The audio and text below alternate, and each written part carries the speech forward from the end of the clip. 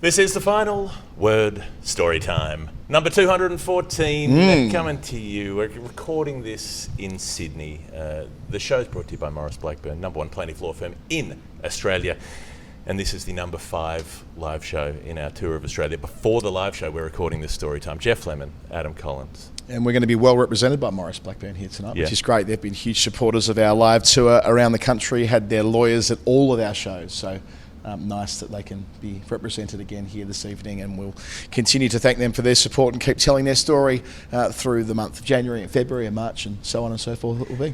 And the thing about the tour, the thing about a test series, takes us around the country, and it has given us the opportunity to bring in some of our Nerd Pledge Sleuth Group people. We had Matt May in Adelaide, Glenn Finkeld in Melbourne, and I'm very pleased that we're able to sit down with Pat Rodgers in Sydney, historian, cricket enthusiast, and someone who's helped us get to the bottom of some of those long ago tales where you seem to have an encyclopedic recall of what things might be, and then you know how to go and find the reference. Welcome to the show, Pat. Thanks a lot, Jeff. Thanks, Adam. It's a huge pleasure to be here.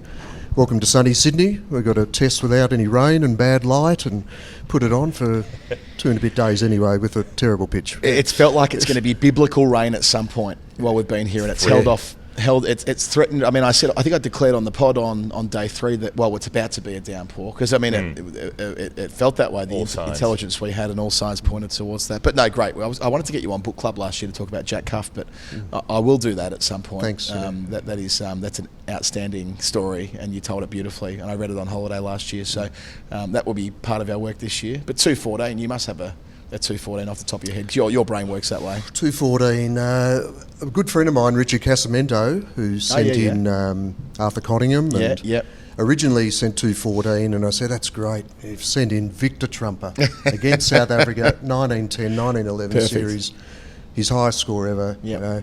And he goes, no, it wasn't. Greg blew it. Versus South Africa, about 100 years later, though. So batted all day with Steve Waugh, didn't he, for that 214? They're often mentioned in the same breath. Blew it. Yes. Yeah, very similar. Cap 214's Gavin Stevens. We've had a bit of a habit of these clashing with, they don't quite meet the criteria as dusty old bastards the way that we originally conceived of it, but the low 200s for Australian caps around the mid 50s to the early 60s is the era we're in at the moment, and Gavin Stevens played 4 test matches on that tour of India and Pakistan in 59-60. And what happened to him? I don't know. What did happen? Almost died of hepatitis. Oh, is he the guy who got Crook over there? Yeah. We have touched on. I think that with Mike Coward. Yeah, we did it with Mike Coward during the Greatest Season It Was series. That's right. He never played again. Never played first-class cricket again. Yeah. I think he did an interview, didn't he, at some point? There's a book on him. Yeah. There's a book, The man who almost died or something like that. Yeah, he did an interview, I think when Australia went to Pakistan in 2022, because he's still with us, isn't he? He did an interview with somebody. Yeah, there you go. Okay, more about him another time. Yep.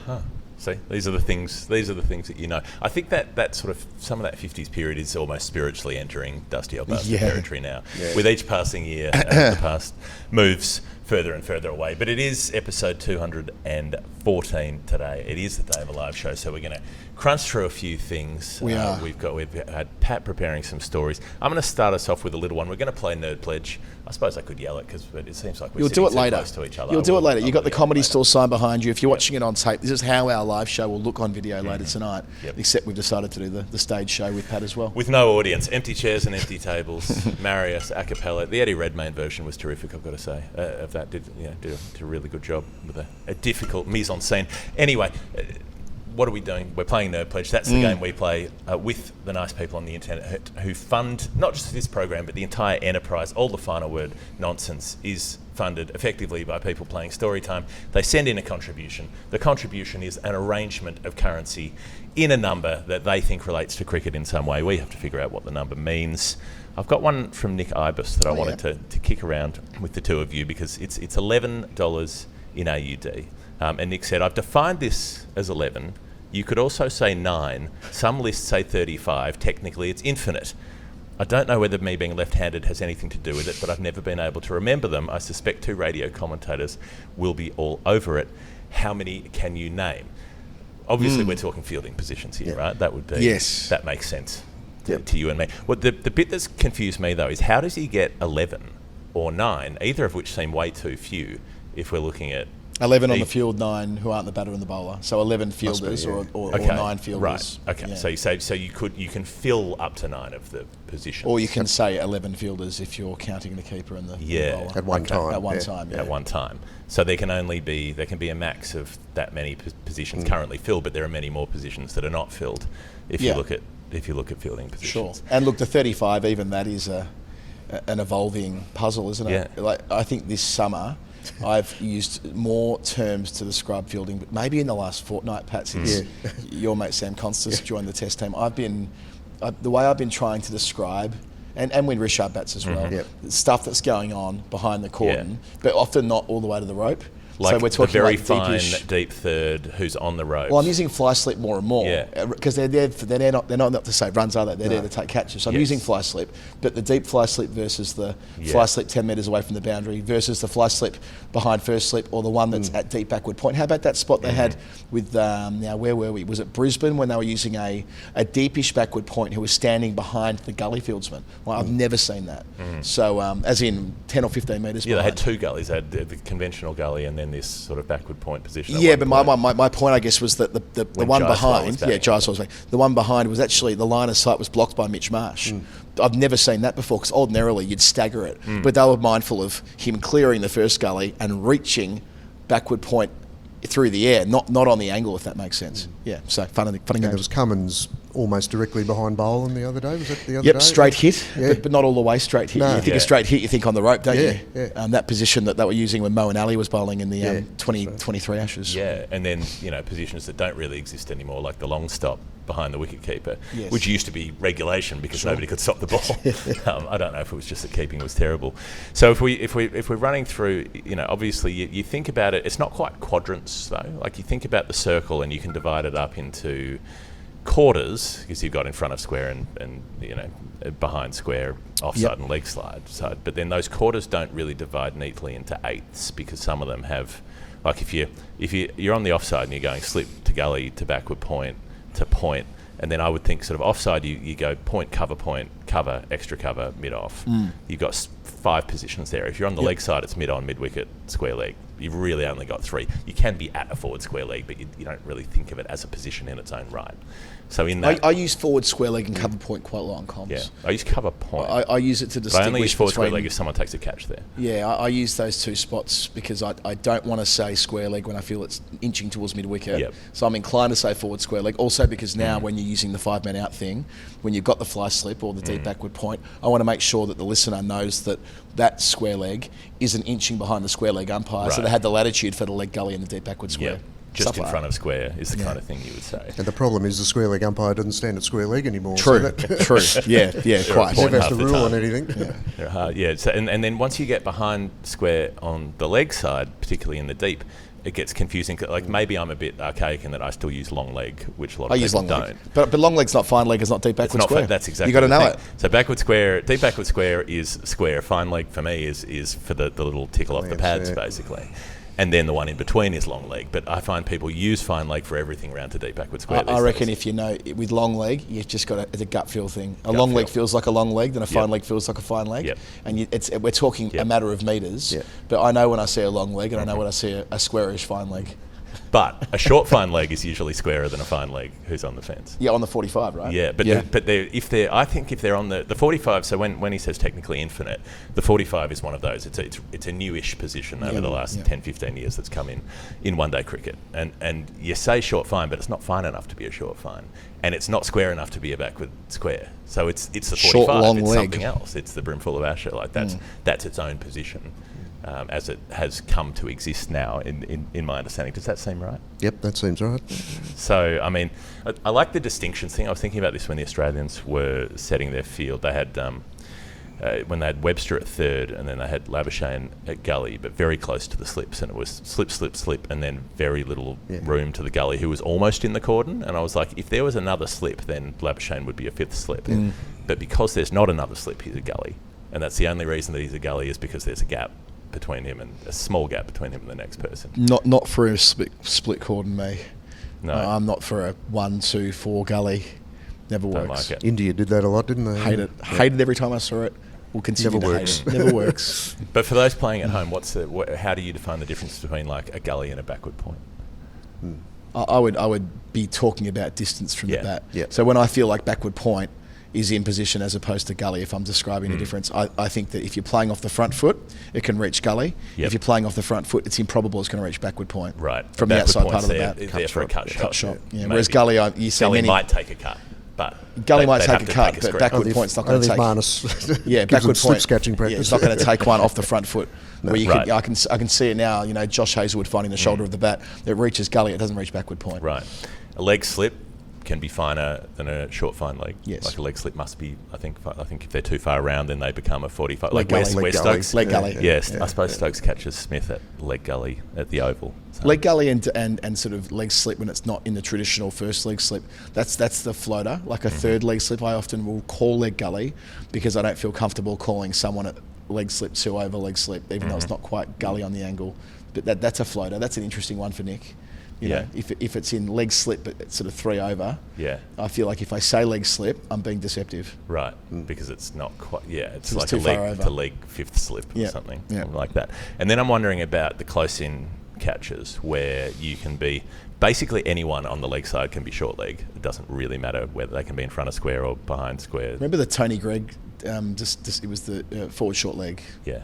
I use forward short leg when I'm trying to explain that if they've pushed ahead of the square leg umpire a little bit further, right, as opposed to silly mid on, which I'd only ever use when a pace bowler was on. Right, and they're right. Sorry, not a pace bowler. Sorry, when a spinner was on, I might use silly mid on, up on the side of the pitch, but I wouldn't use silly mid on a similar angle for a spinner. For a seamer, I'd be more inclined to go for short forward. I've always had a taxonomic problem with silly mid off in that I feel like usually that position is too far around to actually be coming from mid off, like they're coming from cover or cover point for me. So the silly point makes sense who's square on the offside, but the one who's just in front, they don't feel like they're coming from mid off. Well, they get called silly point as well, don't they? That's a quirk of silly point, that if you're on the angle that's with cover or mid off, you're still getting called silly point. There's no real silly mid off, is there? No one uses that term. And you just make it easy for yourself sometimes and say bat pad on the offside, bat pad on the leg side. Or Jim Maxwell goes, the roadblock. Anyone around there is the roadblock, and that's okay. It's one of the things I remember from the Sandpaper series was because we had on SABC, we had somebody doing Afrikaans updates as well. And so the short leg fielder was the slaghuister, which means the bear trap. That's where they take catches on the leg side, and on the offside they're the falk, which means a falcon, a hawk. So the hawk hangs in on the offside and the bear trap's on the leg side. Like it. Ready to snap close. You find when you're with the BBC you have to change a bit for you? I think we had to figure out when we were sort of updating the language about the third man thing, about how to shift that on, and so having the distinction of short third and deep third helped because, commentators would use third, but it's just too confusing because it's an adjective as well as a noun. So you'd say the ball's gone to third, you go third what? Third slip, third. You got to go deep third, short third, don't you? Yeah. You got no choice. And having two words makes it feel better. It just sort of comes off the tongue better. Can you say third man now? You can say what you want. It's just more that if you can find an easy way around it, then you might as well find a way around it. I obviously do. So if anyone listens to my commentary and they'll say, "Oh, you're a hypocrite, you use third man," I use it because it's a cricket term. It's not me trying to make a point. No. I use deep third as well. I use them interchangeably in the same way that. What's another example? I'll probably still say batsman occasionally. I don't mean to, but it's so hard wide. I probably say batter more often, but in the same way that I probably say deep third more often, but I definitely say third man. Yeah. And I definitely say batter. Periodically. I don't think it's a major problem, but I think it was something where I just made the decision that, well, this is an easy enough thing to do, so I'll try to concentrate on doing it. And I'm sure I sometimes still say the other terms that are bouncing around in my head, but... Mark Wall said Chinaman the other day. So. Did he? Yeah. It's probably a good time to let that one go. But that's an easier one to put to one side because it comes up so infrequently, whereas third man or deep third or whatever, you might say it, 25 times a session. You do have to think about it. So when I was putting down my fielding positions, I reckon I got to 45 that I would count as, and that didn't include the straight hit or the long stop, so we're probably up to 47, like US presidents. That's right. So that's what I've got for you, Nick. Great man, Nick. A great correspondent of mine over the years. Strong Adelaide presence. Roller coaster fan. Yep. Sent me a great Jason Dunstall bit of merch this year when he went to legend status. I didn't buy it because, I was silly. I should have bought it. But, that's an emblem of the kind of guy he is. He knows I need to see the Jason Dunstall merch when it goes live. But we are going to move on. And we're going to get to the number that you decided to do, Pat. Amanjeet? 8500. Amanjeet, that's right. Yeah, it was 85 quid, which... Bless you, love you, thank you for the support. Well done. Do we have you? That is the type of thing that across the course of a year will make a difference. I mean, it all does, right? I mean, this whole enterprise is underpinned by people kindly helping us and contributing to the work that we do and the travel that we do and all the rest of it. But 85 quid, no matter whether it's monthly or weekly, that's going to make a big difference in terms of making sure we can be where we need to be. So we thought, Amanjeet, we thought 85, it's a special number. And why not do something special with it? Why not go to the person we go to when we're looking for obscure information about very old cricket matches that somehow you know about things that happened many, many decades before you were born. But I don't know what you've got for us. All I know is that you said you had something, you had a good story, you had something special. So let's find out what it is. Amanjeet, here's your 85 GBP. Hope I can do this justice, Amanjeet. And we're going to start with a little British link to it because you're in British pounds. But it's basically an Australian story about a dusty old bastard. Love it. Yeah. So we're going back to the 1890s, 1891-92. Lord Sheffield comes out to Australia with an English team. Henry Holroyd, the 3rd Earl of Sheffield. Right up Jeff's alley of British stuffs and knobs. And Love 17 titles for someone who's never done anything. Yeah, well, he did quite a bit for Australian cricket, right? A lot for Australian cricket, because he came out here and he convinced W.G. Grace to lead the team. He's 43 by this stage. We'll come back to Grace in a moment. And he was really concerned about the state of Australian cricket when he came here. He could see that Australian cricket was in the doldrums, actually, in the 1880s and early 1890s. Popularity had gone off, and he wanted to do something to restore that popularity. So he said to the authorities that I'm going to donate £150, right, for the intercolonial competition. And they very gratefully accepted his offer, but it took, in the way the cricket administrators work, 12 months to decide what to do with £150, right? And eventually, 6-5 went with the plan to actually donate it towards a trophy, right? And that became the Sheffield Shield, obviously, right, the next year. The story we're going to tell is about the very first Sheffield Shield match. I think you've said something about it before.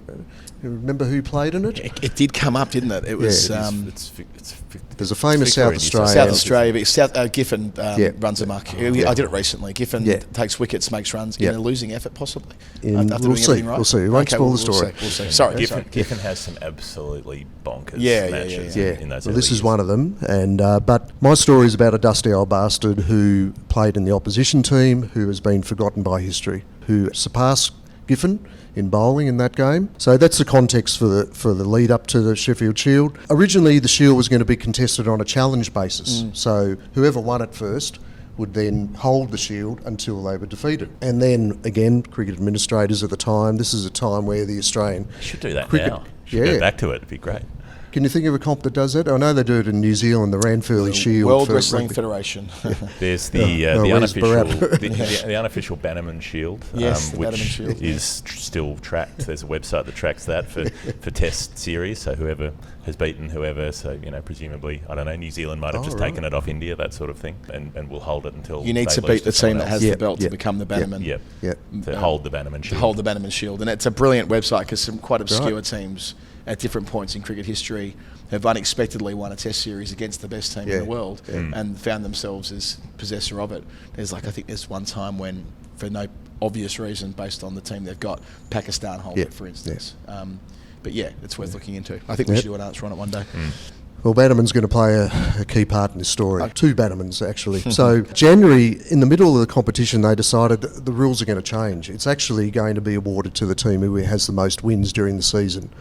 So they couldn't decide how many games they're going to play against each other. In the end, there's only 3 teams, 3 colonies who contest the first Sheffield Shield: New South Wales, South Australia and Victoria. And the first winner of the Sheffield Shield, right, when they sorted that out at the end of the season, was... South Australia? Victoria are undefeated, right? They had 4 wins. They played New South Wales twice, South Australia twice, home and away. Interestingly, Victoria won under 4 different captains, right?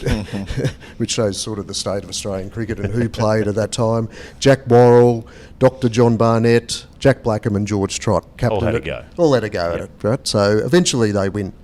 It's the Brisbane Lions, basically. Yeah, keep the rotations going. Okay, enough of the AFL illusions. Wrong We're in state, Sydney. Wrong state. Yeah. So New South Wales travel to Adelaide for the very first Sheffield Shield match. It's going to start on the 16th of December, 1892. They've got a problem with their bowling attack as they're heading over there. 3 of their really key bowlers pull out for various reasons, right? Percy Charlton, who's an Australian all-rounder by that stage. The Terror Turner, Charles Turner, pulls out for business reasons. And Arthur Conyngham also is unavailable. He's got muscular rheumatism in his bowling arm, apparently. Right? So, for whatever, I don't believe him. So just to be clear, is this the first Shield game This is the first Shield game ever. So he was going to represent New South Wales? Yes. As opposed to Victoria? And also Queensland. He represented Queensland. Yeah, he was all over the place, wasn't he? Yeah. He was certainly all over the place. He was from Brisbane, and then he moved to Sydney for several years, and that's where he ran into some strife with the Catholic Church. Yes, of course.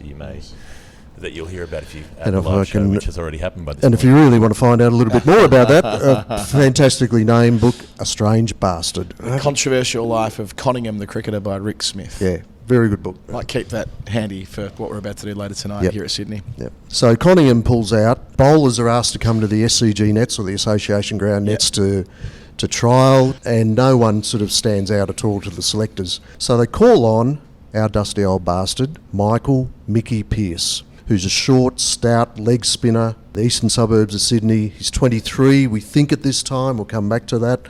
Up until this stage, he'd been playing for a variety of sort of nondescript Sydney local clubs. The very next year, Sydney gets its electoral competition revamped completely, and it's very well organised. Up until this stage, it's haphazard sort of thing. You know, there's a few leading clubs, there's other local competitions. He's played for a whole lot of teams up until this stage. The Lillywhites, which are named after James Lillywhite, because he donated some gear to that club right when he came over here. The Orientals, in Sydney now. He played for also.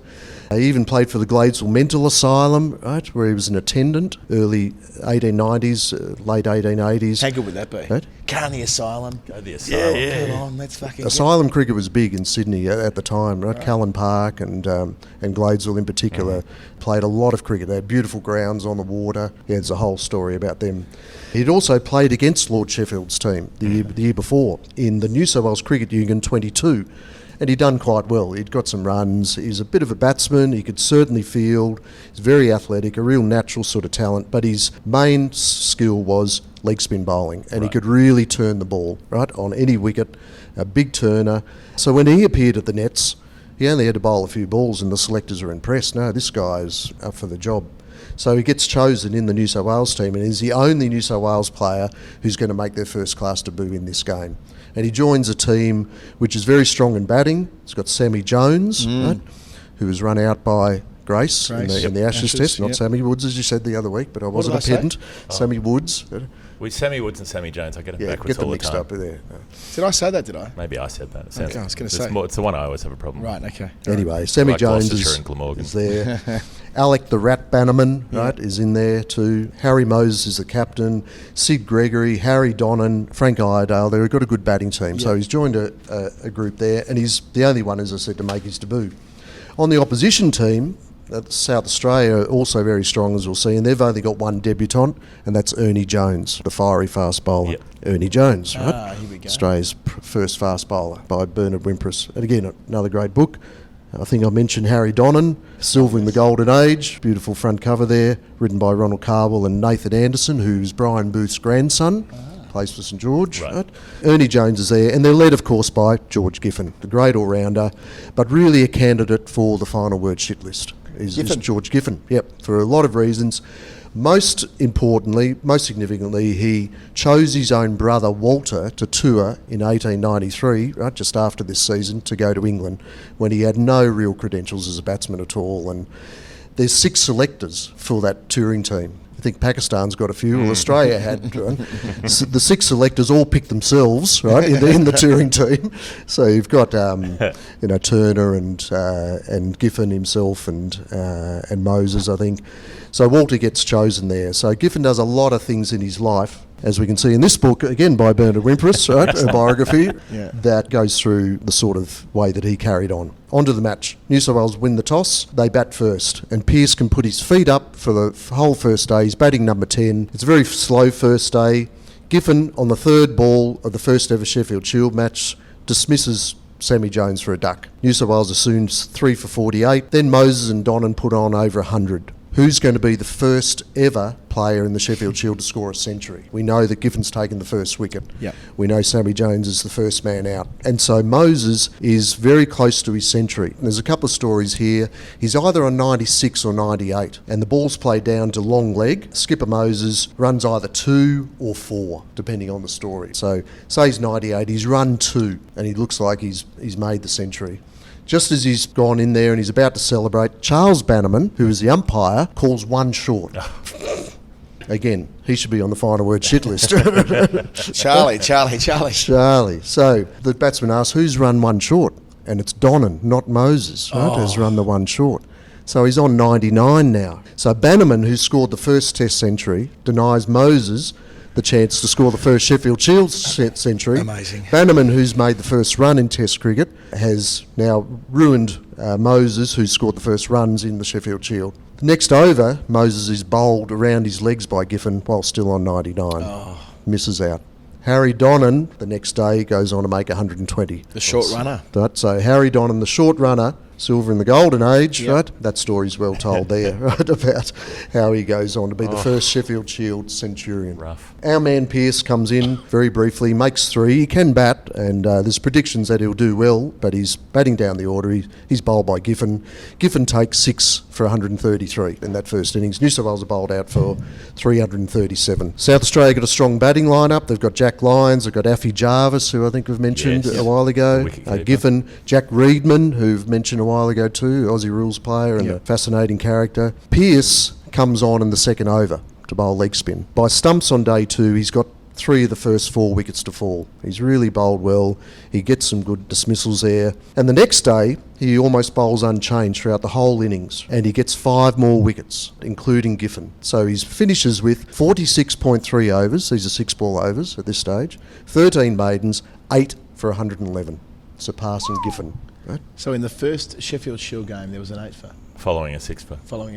And it was Pearce. We all know about Giffen. Yep. No one has ever heard of Mickey Pearce. I just think it's remarkable that if you go through every first-class competition, I wonder how long it took for an 8 for in the county championship or the Range Trophy. The fact that there was one in the second innings of the Sheffield Shield. Brilliant. Yep. And so 4 of his dismissals were bowled. South Australia bowled out for 212, so they're over 120 behind.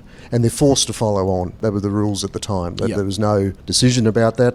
Pearce has to front up again, right? The bowling's a bit light on, the batting's strong for New South Wales. By the end of the third day, South Australia 4 for 195.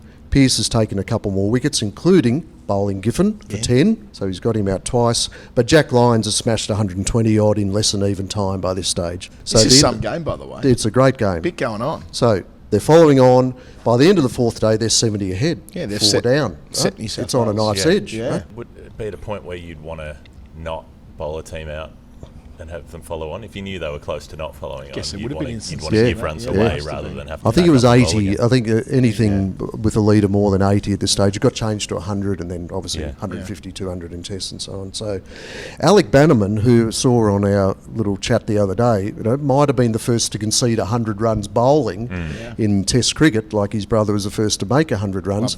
Doesn't bowl in this game, right? Even though he's got 3 wickets in that 1880 test, but this is a while later. He's obviously given up bowling. So South Australia 70 ahead, as I said, at the end of the 4th day. Next day, Pearce takes another 3 wickets. He's tied by this stage. He's never bowled this much ever before. So he's bowled 46 overs. By the end of the second innings, he's bowled another 39 overs. Right? He's taken 13 at this point. Basically 86 overs, more or less unchanged. More or less unchanged. He finishes up with 5 for 154, so he's sort of heading into Jason Frazier sort of territory by this stage.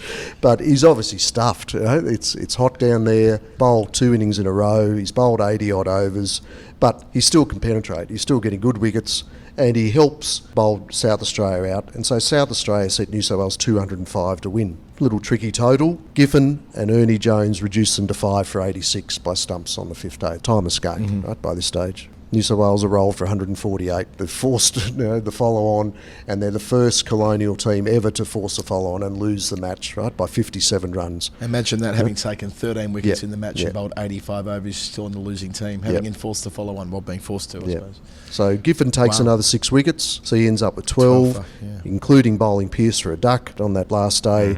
South Australia, the first holders of the Sheffield Shield, despite under the rules at the time, despite Pearce's efforts. Pearce finishes with 13 for 265, the first ever to take 10 wickets in a Sheffield Shield match. Because Giffen does it after him in the second innings. Right. Of course. He only gets 12 though, but he's also made 75 in that first innings, so he's probably man of the match. But Pearce couldn't have done much more. Give it to Mickey Pearce, retrospectively. Yep. I'm going to give you a fun man of the match later. I think we should overturn this. Mickey Pearce for the man of the match posthumously. Good. There you go. I'll be all for that. Because his figures remain the best by New South Wales bowler on debut to today. That's match so figures. No. Yep. Best on debut ever. Best on debut ever. 13 The for first 265. time of asking. Oh, Yep. yeah, good. When did he?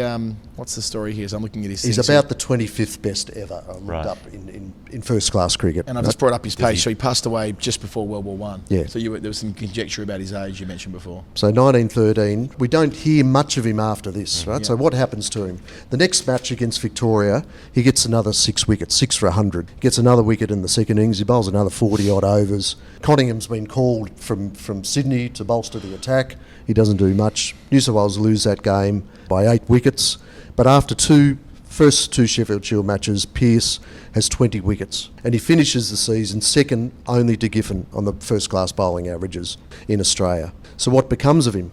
He might have been considered for that 1893 tour, but Terra Turner and Hugh Trumbull are clearly superior spinners. So he doesn't go on that. The next season, electoral cricket begins in Sydney. This is where things start going a bit off-kilter for Pearce, and there's some strange things that happen. He qualifies to play for Paddington, just up the road here, the Paddington N, their CG, but he decides to play for the Gladesville Asylum team, and he's still selected in the Shield team. The Gladesville Asylum team basically playing park cricket, so he hasn't really prepared for the Shield. Go the inmates. Go the loons. Yeah. Come on, let's go mental. Let's have him.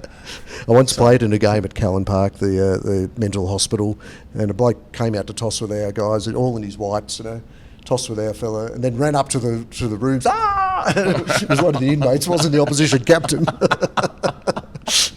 Oh gosh, different world, different time. So anyway, he plays 2 Shield games. He gets injured. He only bowls 2 overs in one of them, and he's dropped. And that's the end of his first-class career, or for New South Wales anyway. What's gone on here is something other than his performances. His fielding gets criticised for being very lazy, even though he's very energetic. Lazy? He bowled fucking 85 6 overs. What do you want him to do? Hair around it long on? Yeah. So his decision to play for Gladesville was strange, even though he worked there. He finishes at Paddington. He plays a few games there towards the end of the season, does well. The start of the next season, he ends up in Western Queensland, 500 kilometres from Brisbane on a station, right? Western Queensland? Yeah. At Walgett or something? Yeah, no, Walgett's in New South Wales. Western South Wales. Yeah, so That'd be Betty from Hey Dad. And they're saying, what's happened to Pearce? And there's reports in the paper that he's troubled with the slows. I've tried to work out what this means. It either means he's not very committed, he's too slow to commit, he can't commit to his cricket, he's not that interested in it, or he's perhaps mentally ill, he's slow. Right, okay. It's not very clear. He That's plays in what it Brisbane means anyway. He can't play spin. If you said someone was troubled by the slow, he could bowl it. So he ends up, while he's in Queensland, he ends up in Brisbane. He's chosen for Queensland to play against Stoddy's team, right? Who come out in 1894-95, as we know. And he gets 2 for 100 there. He ends up back in Sydney. When he's in Sydney in club cricket, he's turning up very late to games, like 3:35 one game. He turns up and plays in black trousers, which causes a big stir instead of the whites. He doesn't play the second day of a batch for Paddington, and he's never heard of again. Right. That's the end of his cricket career. Not showing up on day 2. Yeah. Turning up in black trousers. Yes, I can't bring myself to play again. Yeah. And so we don't hear of him until 1913. Right? So this is mid-1890s by this stage. He goes off the record altogether. In 1913, news of his death comes from a teammate of his, Charles Patrick, who tells Jack Davis of the Referee newspaper that Pearce has died after a long illness. What that is very vague, whether it's a mental illness, whether he's got some disease or whatever. And he becomes the first of those 22 players in that inaugural Sheffield Shield match to die. So he's significant for that. There's no death certificate. There's no death notice other than this mention of it in the referee. There's no funeral. Doesn't seem to be any family. I've dug and dug for him. The Michael Pearce that was born in Paddington in 1876, who was thought to be Mickey Pearce, isn't him. We've traced him down. He served in World War I. He dies in 1944. So they've conflated these two lives in all the records. And so Mickey becomes a complete mystery. He's said in this last bit that he lacked ambition, he had no desire to excel or to win renown. Queensland didn't really want him, someone of his character in their team, it was said, right? And he remains a complete mystery despite the historical diggings that I've done on him. So still a work in progress. Yeah, drifts away completely. Well, I like to think it's a work in progress. Yeah. I like to think that your hard work will be, maybe the very process of committing it to the record here will mean that if you're out there, if you're out, well, yeah. If you know, there'll be someone somewhere who'll know part of the story and can piece things together, and we can learn more about Mickey Pearce. That's a belter. If someone knows the tale, if someone knows a thread of the tale to pull, let us know. The sort of thing that would go down, it'd be passed down, wouldn't it? The story of the guy who, that's the guy who took 13 wickets in the first Sheffield Shield game. You know, and therefore. I live in hope. My great uncle played some cricket, something like that. There'd be something somewhere. So why is it 8-5? He got 8 wickets in the first innings, 5 in the second. Yeah. The 2 zeros. He's got a couple of guys out for ducks and so on. As you know, we're very happy to get rubbery with the answers when we need to. Yeah, it's not too bad. No, it's not rubbery at all. Mickey really. Pearce, in the first ever Sheffield Shield game, a forgotten performance should be remembered in a competition that this week has produced Slug from Snug. Yes, perfect. Great timing for it. Spot on. Thank you, Love Pat. it. Pat Rodgers, wonderful work. Thank you. We're going to go to a break and then we'll be back. It's the final word. Storytime 214. Indeed. Slug from Snug before the break. I had a question in, was he the most southernmost Australian Test cricketer? From Huon Valley. From, somewhere south of Hobart. Is it? Yeah. I can't answer that off the top of my head, but it's possible. It won't be the most southerly Test cricketer ever. No, there'll be some New someone Zealanders. I was also thinking Argentina. There'll be someone at the very tip of Argentina. There'll be someone born in Ushuaia. There'll be, some English player from 1928 or something who played one Test. Possibly. There we go. There's work to do. Pop it into the Who Pat are Rodgers the most southerly Test cricket? Someone will work. Sean McGivern will work that out. The most southerly born Test cricketers ever. South part of New Zealand would be further south than Tassie, wouldn't it? I don't know the answer to that. I don't know. My geography's not good. I'm a history teacher. Couldn't Somebody from down in Invercargill Dunedin. might have him covered. We shall see. I don't know my latitudes and longitudes that well. Longitudes. CBUS, superannuation. That's something Adam, we do know a lot about. A thing we know a bit about. Joint that's been doing it for 40 years. Sure, it's not 126 years. Sure, they're not Maurice Blackburn from 1919. But they are around. They did start kicking around in 1984. Yeah. It's now 2025. This means they're in their 41st year. Yeah, it's our first episode since we've ticked over and talked about CBUS in their 41st year. Yep. They made a big deal last year of thanking their founding members and the people who got involved 40 years ago, the unions, the employers, the leaders, for the vision and hard work that made sure they were able to deliver better standards of living for working people. A tribute really to the construction workers and building workers who forewent a pay rise then at the time, to put money into their retirement savings, and that decision helped improve the outcomes for future generations and continue to do exactly that. And the returns, of course, speak for themselves. 8.87 average return, as we talked about across that, and the 900,000 members. That's a significant number of Australians who have got their superannuation with CBUS, cbussuper.com.au. Join those 900,000. Let's make it 1 million. Make it 1 million. Make it 1 million. Round it up. Sound like Kerry Packer. Past performance, not a reliable indicator of future performance. Yep. Next Nerd Pledge, your first number for the show, Adam. It is Nigel Browne. It is $11.30 in the greenbacks. Put them all on red. The clue, says Nigel, is that this is not 501 or 19 for 90. It's the other one. Yes. This was a great clue. So 501 cricket. Highest score. 1990. Jim Laker. Best first class figures. Best figs. Right. So the other one. 11.30. What are we looking for here? Well, thanks to the aforementioned Sean McGivern. We worked this out. 11-3-0. What about 11-3? What about 11 catches and 3 stumpings? What about 14 dismissals, the most ever for a wicketkeeper in first-class cricket? Bingo. That's where we're going. And we're not going too far back either. We're going to the 17th to the 20th of November 2011, not long after I first moved to the UK, actually, the first time around, so happy times for me there. We're going to go to the Ranji Trophy at Nehru Stadium, Guwahati, between Assam and Hyderabad. A grudge match. The grudge match, the big one. Here we go. I like to believe. Hyderabad. Assam is one of the teams that usually struggles. They're one of the little states. Yeah, and Hyderabad's one that typically doesn't. Yep. So, so they roll them for 227, Assam on day one, which doesn't really seem out the ordinary until you look at the scorecard. Ibrahim Kahil had a day out with the gloves, caught both openers behind, obviously being the keeper, from the bowling of Anwar Ahmed. So a good start there. Then he got the number 4 out with the same analysis, caught Ibrahim Kahil, bowled Anwar Ahmed. Then the Lily Marsh of Hyderabad. Indeed. Then or Assam. They're playing for Hyderabad. Okay. Number 5 and number 6 are both stumped by Ibi. Number 7 caught behind. Number 8 stumped. Hello. 7 of the first 8 dismissals in the match.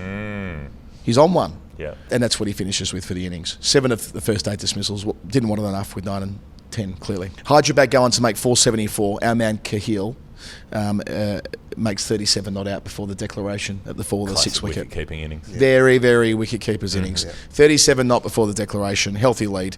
They risol them again for 169. The margin is an innings and 78.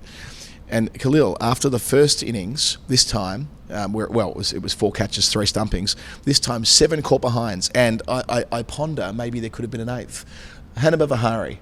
My recollection was that he fielded in the slips, and Hanuma Vihari, his teammate, took a catch. I reckon he's robbed him of one. Yeah. I reckon our man here, Ibi, could have dived across in front of the cordon, in front of Hanuma Vihari, who probably had a fucked set of hammies anyway. We know that from his test match here. We don't even know which slip he was. He might have been 4th. No, yeah. could still have got there. Could have been at 3rd leg slip, the leg gully.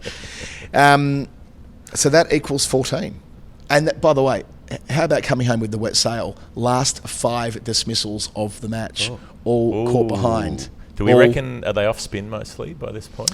What's our read tell you on the number of overs? I'm going to go with Ranji Trophy game in November. Yes, they were to spin, a number of them up to the pegs, given there were 3 stumpings in the first innings as well. So Khalil ends up with 14 dismissals, 5 in a row to finish, and breaks the record from 1995-96, which was Wayne James, who had a brief Zimbabwean career. Interesting list, this. So there's the 14 with Khalil, that's 11-12. There's the 13 with the aforementioned Zimbabwean James. Yep. And then there's only like a handful of 12s. Yeah. So the 12s, one's Don Talon in 38, one's Brian Tabor, the late Brian Tabor, passed away a couple of years ago, in 68. And then in 1922, make that 2022 even, 100 years on from that, a former guest of the show. Guess who? Sam Billings had a 12 dismissal match. All caught. He was being fed by Navdeep Saini, who was a member of that Brisbane quartet in the famous Brisbane Test of 2021. And Matt Henry, obviously, was feeding him catches as well when playing for Kent. What about in Test cricket? In Test cricket, I'm really interested by this. 11's the high watermark. It's only happened 3 times. Like I would have thought more and higher. And one of the 11s, Jack Russell, Joburg 95. Not only did he bat for 240 balls for 20 or whatever it was, batting with Ath in that extraordinary partnership that saved the Test match for England, but he also equals the world record, which was this epic thing. Actually, it would have been the world record. Now look at it, because in 95 is when he had 11 dismissals. AB de Villiers at Joburg as well, 17 years on, in 2012-13, also had 11 against Pakistan. And Rishabh at a test match that we were at in 2018-19 when Rishabh was keeping at the start of the series. So series on, Ridham and Saha had the gloves for the Adelaide test match, but Rishabh did in 18-19, and a test that we covered, a day test match, a red ball test match. 11 dismissals for him there. And there's only 5 10s. Again, I'm sort of really surprised by this. And one of them we were at this just last year. Alex It's a bit Carey. like the field catching record. There are a lot of 5s and nobody beyond that. But you know what I'm trying to say, like though? Smith's taken 5 2 or 3 times. Yeah, I but can remember many times when a keeper's got on a roll and had 5 or 6 dismissals in an innings. So, yeah, in some respects, there's only, 3 11s and 5 10s. That's 8 above 10 ever in Test cricket. One of them was Alex Carey at Hagley Oval last year, which we were there for, Jeff. There's a Ridley Jacobs one, is there? I don't know. I didn't screenshot that, okay. but yeah, maybe there was. As for Ibi, Khalil, most of his career was played out in America in the end. Well, not most of it. It's kind of a bit of a diversion to America. So he was en route to something unusual after joining the ICL in 2007, 2008. He was Ahmedabad Rockets or Hyderabad, whatever it is. Still waiting to get paid? Probably. He actually played in the ICL Indian All-Stars team that won the World Series. I reckon there's probably an answer and probably a bag of cash that relates to whatever the fuck the ICL Indian All-Stars were doing and whatever the World Series was. Who were they playing? The ICL All-Stars from Australia. Did Matty Elliott front up and play against them? He got called up. Jason Gillespie played. He did. Brian Lara played. Called up in 2017 to play for America. He qualified via his permanent residency in Chicago. And not long after that, they made him captain. He played for Montreal in the first global T20 tournament in 2018. That one on Astro, on Syntho they played in, which was where Warner and Smith first played after the sandpaper debacle. Yeah, King City, Ontario. Yes, that's right. So he was a Montreal player there. Probably a story in that too, by the way. He was sacked as USA captain not long after one of the qualifiers they played in 2018 when Sarab Netravalka took over, who we saw bowl at the World Cup last year. It's kind of interesting looking at only one generation ago in American cricket. Like 17-18 feels like yesterday.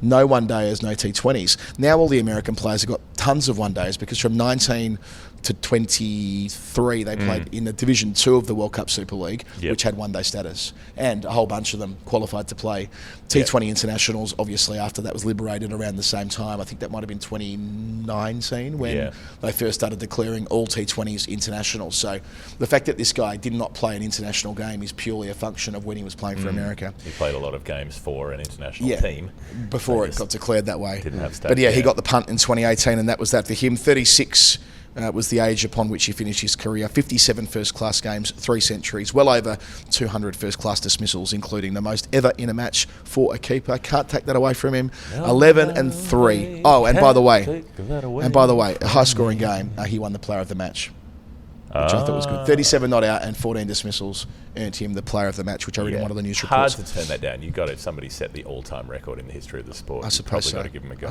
Even if they were conventional, I suppose the stumpings would have been trickier than the catches, one would think. But that's for Nigel Browne. That's the 11:30.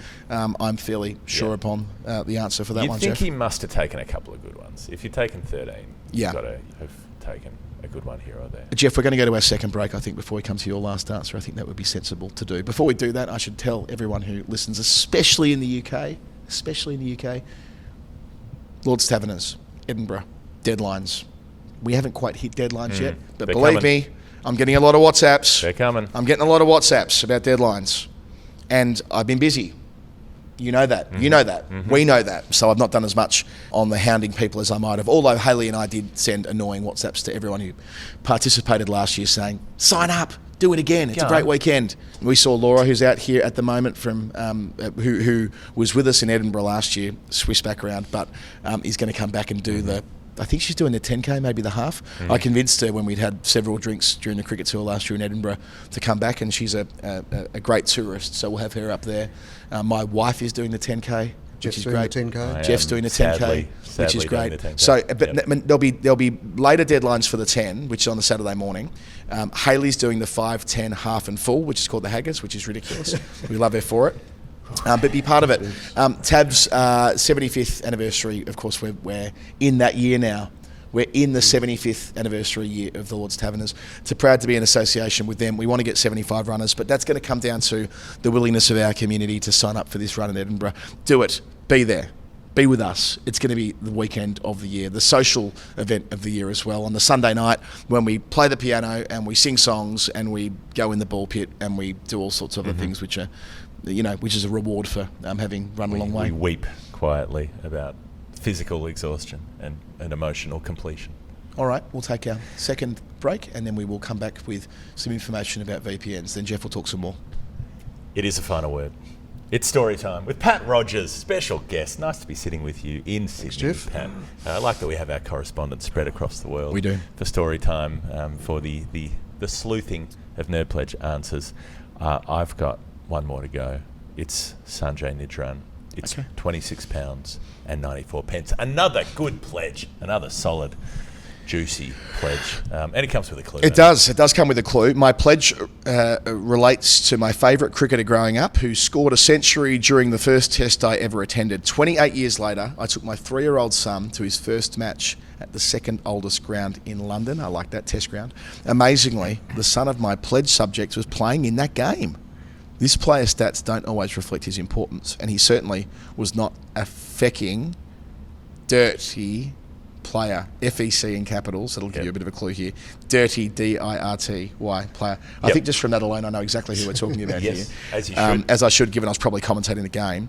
One more thing about birthdays. My little Peggy turned 2 yesterday, and I'm not there, and I'm gutted about that. I'll see you tomorrow. Okay, I'm glad you, that you will. I mean, the dirty reference could be Christina Aguilera. Was it featuring Redman, wasn't it? Rodman, not Dennis Rodman. That would have been different. Oh, okay. Red something. Oh, Red right.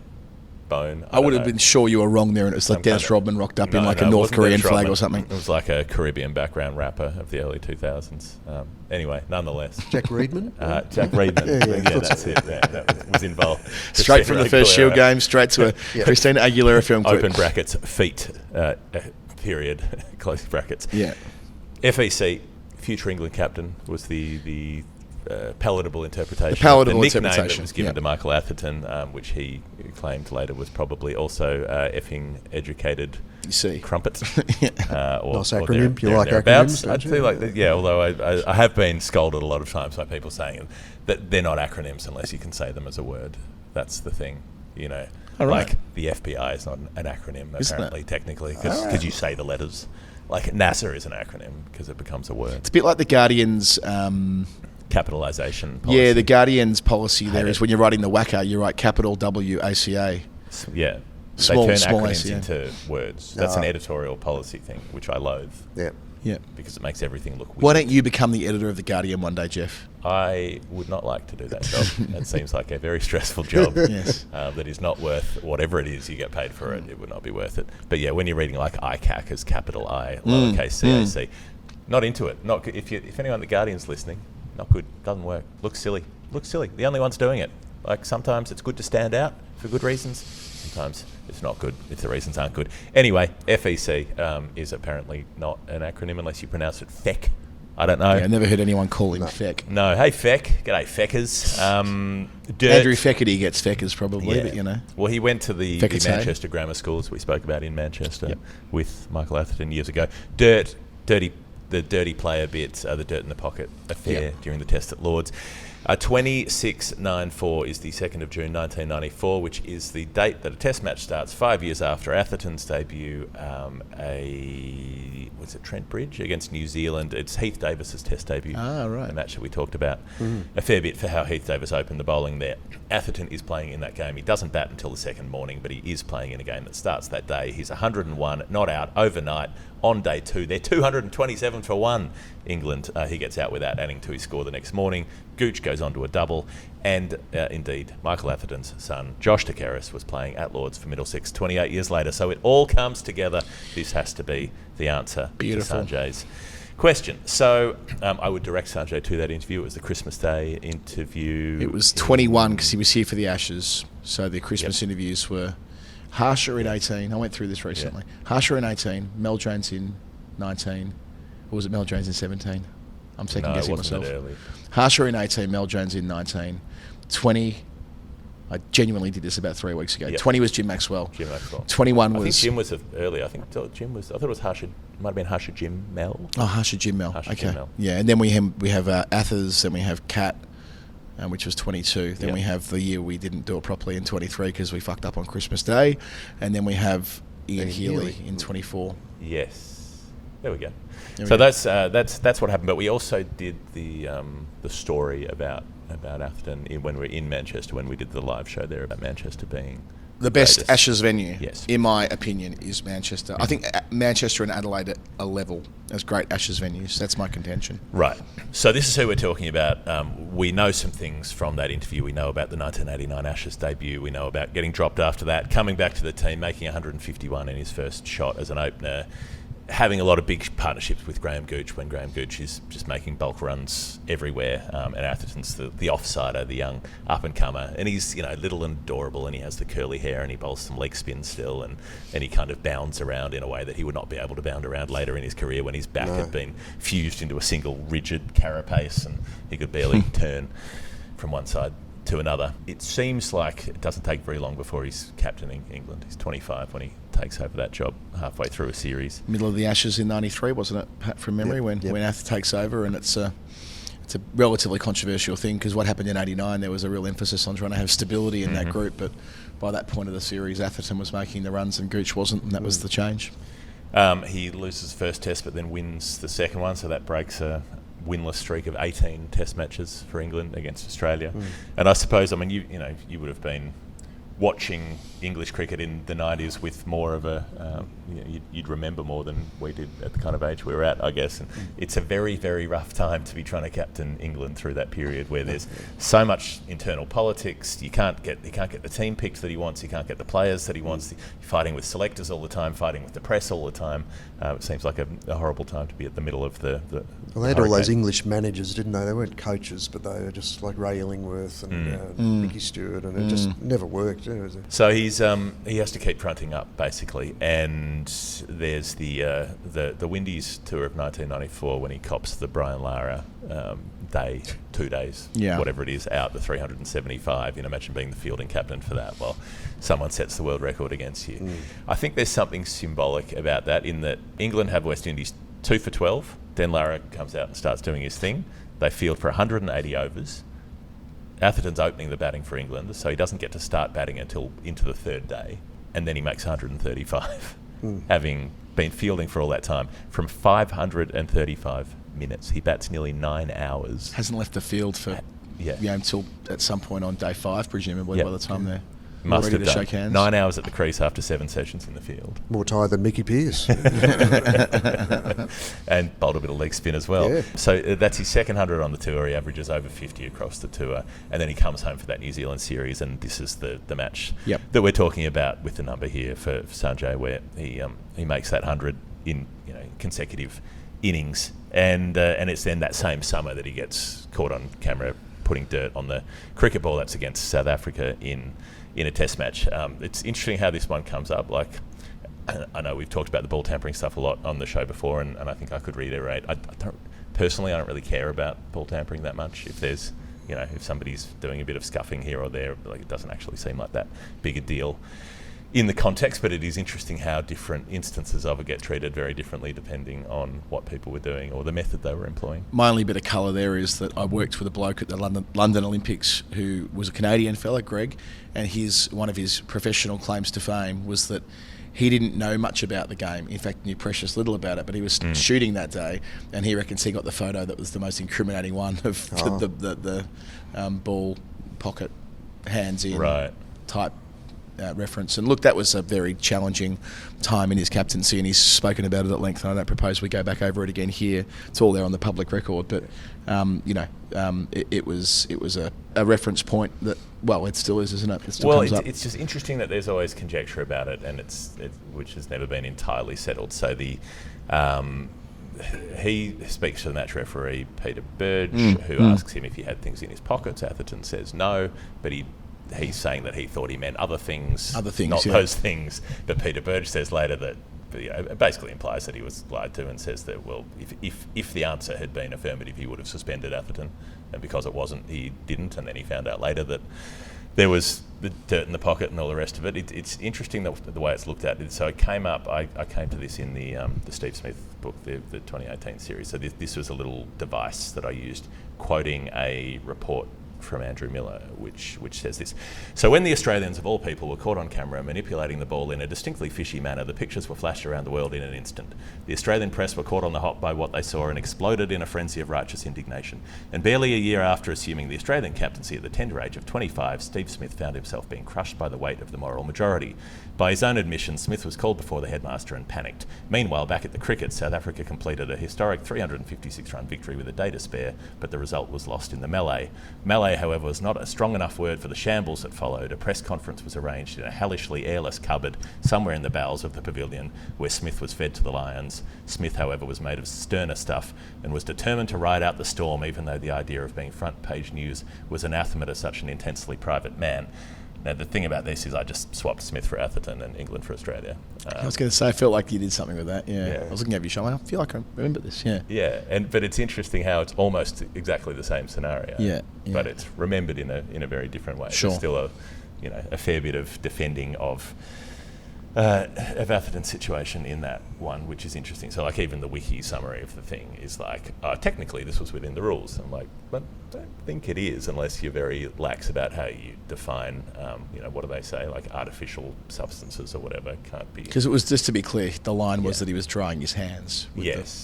But also, we should just say that was the explanation given at the time for the dirt in the pocket. There's something, there's the line about you can't use foreign materials on the ball, and so the argument is, dirt's natural, foreign. But it's not of you. It's like the line means things of your person, bodily excretions. I did not have sexual relations with that. Exactly. With that. Maybe we should get Virat to investigate it. It is. He's a bit obsessed at the moment. He was thinking about it quite a bit at one point. Anyway, it's just interesting the way it's interpreted, I think, and it's interesting that how that gets. There's so much press attention. There's a massive blow up. Atherton sort of seems to be hating the captaincy. He's very angry with the press. He goes on and makes a very stubborn 99 in his next hit. And he goes on, he has that Australian tour, he doesn't make any single figure scores, makes a lot of 40s, 50s, 60s, 80s, and he's pretty good. Then the South Africa trip, the 185 that you mentioned, the Opus at Joburg, and then the twin poles of that being South Africa's next visit to England. And we've talked about those series, those incredible performances that he put together, giving away the captaincy in between those series. His back's gone by that point. He's in a lot of pain and taking a lot of painkillers. When he goes out to bat, can't bowl anymore, still gets back to South Africa at the end of the 90s, makes another 100 in a draw at PE. Yeah, that's the first of those England series that's played live into Australia, 99-2000. So, as a young enthusiast, I watched all of that innings and all of that series, every bloody ball of it, including the Gary Kirsten 275, and that's where names like Vaughan and Silverwood first entered the vernacular, from a fan perspective, because we didn't get access to these. I mean, Atherton's, I would have loved to have seen the 98 England South Africa series. It would have been a dream to have watched that. Yeah, but now we take this stuff absolutely for granted, that we know so much about cricket around the world, and for example, England will host India in 5 Test matches this year, and that will do brilliantly over in Australia. People will watch and listen to that because there's a huge amount of interest in watching. On at 7 p.m. or whatever every night. I mean, how good is that? I mean, of course I'll be over there working on it presumably, but like I know that as the younger me, I would have been like, right, there's the next 6 weeks. I'm going to engage in this deeply. Yeah, you'll be switching on a fair bit. Definitely, I think. So, and I think even 2000, even the West Indies, that West Indies team that's very much on the decline at that point. They're 2-1 up coming into the 5th Test, England, but they could still drop the series at that point. He makes 83 and 108. And Lara's there, and Lara's a danger in chases. The 108 in the third innings of the Test to set them a score. The rest of the English team do nothing in this Test. He top scores in both innings. He makes literally half the runs in the second innings, 108 out of 217, and makes sure that they set enough of a target that they can win that and stay away from Lara danger. And then his last 100 in the Karachi Test, the win in the dark. But so in the first England innings of that Test is when he makes his 100. And that Oval Test, I think it's his 100th, isn't it? I think that's his. I think didn't Stewie and he plays 100th together, Pat? Yeah, remember that? I've had it together, and it was the Queen Mother's 100th birthday, I think, as well. That was a public holiday. There's some version of events like it's either Stewie's last Test or the 100th Test, where it's the Queen Mother's 100th birthday. Ath's playing with him. It's Ambrose and Walsh leaving the Oval, those famous pictures. And you're right, it was a competitive series to an extent, and it was defined by what happened at Leeds and at Lords, but Leeds especially when Caddick ran through them with forward and over, and I've been doing a bit of a back and forth routine with Caddy on that at Lord's Taverners events, and tell the story which we did in calling the shots about him breaking the internet and all of that. So when you're not swearing at him. He's robust. He's robust, Caddy, but it works both ways. It genuinely works both ways. I'm looking forward to seeing him when I'm back in England and playing with him again. So it finishes up with the 0-1 Ashes when people are poking fun of him at that point because having got out to Glenn McGrath so many times, but he still makes a couple of 50s in that series. He's still fighting it out against some of the best bowlers who've ever played the game, and he did that a lot through his career. He faced a lot of the best for a lot of his career. It's a tough end because that last series in 2001 he probably shouldn't have played, but I respect Ath for having one last attempt at trying to do it against the Australians when injured, and I remember when he nicked off against McGrath and how desolate he looked at Leeds. Remember, they go on to win that test with Butcher making the 173, but I think Ath's out early. After that's Simon Kadich's debut as well. Actually, we were talking about that game on radio last week. I have a high regard for players who aren't necessarily striving for the lap around in the back of the car. They're like, no, I'm gonna play until I can't squeeze the sponge anymore. And that was certainly the case for Mike Atherton. And his son, who's mentioned in the clue there, but Josh, he's had a strange short career. He's coming on. He is coming on. So I've seen him bowling or he's batting, but like both at different points, like shifts and spurts. He made 80 on opening day 2 years ago against Derbyshire. I was doing that game and looked really good, really disciplined. But then he took 2 8-fers. Suddenly they think he's a spinner. They used him Middlesex 11 or something. 8 for $1 million. But nevertheless, and one of them was very like Mickey. Titch Freeman sort of figures, right? I think they like his off spin. He gets it up and down. He works really hard on it. Where his career goes next, it's unclear. But he had a very good, if I recall correctly, a good end to 24, which I think got him another year. So he has time. And look, Middlesex aren't flying. So with it noted, they had a good year, but they haven't got the resources other clubs have got with overseas players, and they're doing what they can with what they've got in their academy, and he's a product of that academy. And I do find it interesting, the postscript, the sort of intellectual life, the writing and broadcasting stuff with Atherton, where he comes across as this very avuncular, considered guy, but I think there is still anger in there, or there was definitely a lot of anger in his career, in his playing career. There were times when he was very chippy and resentful and so on, and there are points where some of those, he sort of gives the impression of being very, it's all very distant now, but occasionally if someone presses the button, there is a bit of that. You can see the fire, but it hasn't entirely died out. Sometimes as he answers a question about something, he does it in a way that says, I do not wish to speak about this anymore, because there is, there's a little bit of something still there. There's an ember still glowing. I like how, how at peace with most things he is.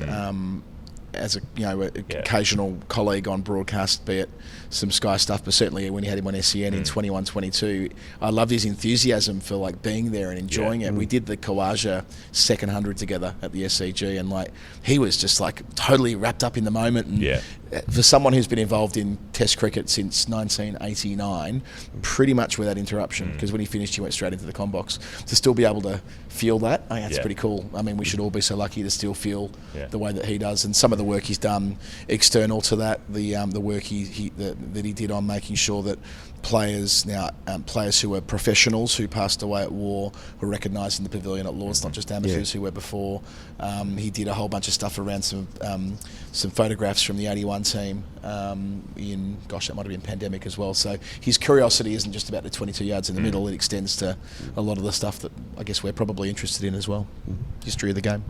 That's it. This has been Storytime. It's 2:14. If you want to send us a nerd pledge, patreon.com/thefinalword. Thank you, Pat Rodgers, for joining us. Is the Jack Cuff book your most recent, or have you got something else on the go since then? There's a couple on the go at the moment, about some old dusty old bastards. Oh, that's great. Can we please make sure we do Jack Cuff?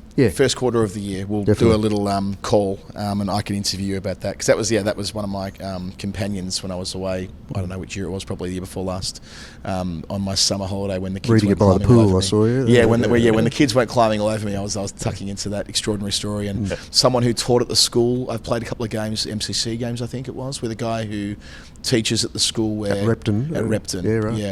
Taverners games actually. So I want to go full circle and do that with you soon, because you're a great scholar on the game, and it's a privilege to be able to correspond with you on the things that we do. It's absolutely brilliant. So thanks for doing this today. Been a pleasure being here. Thank you very much. We have a live show in 3 hours, so we're going to get on with Fair bit to do. that. A little bit to do. Jeff Lemon, Adam Collins, Pat Rodgers, story time. We'll see you next time. Ta-da. Ta-da.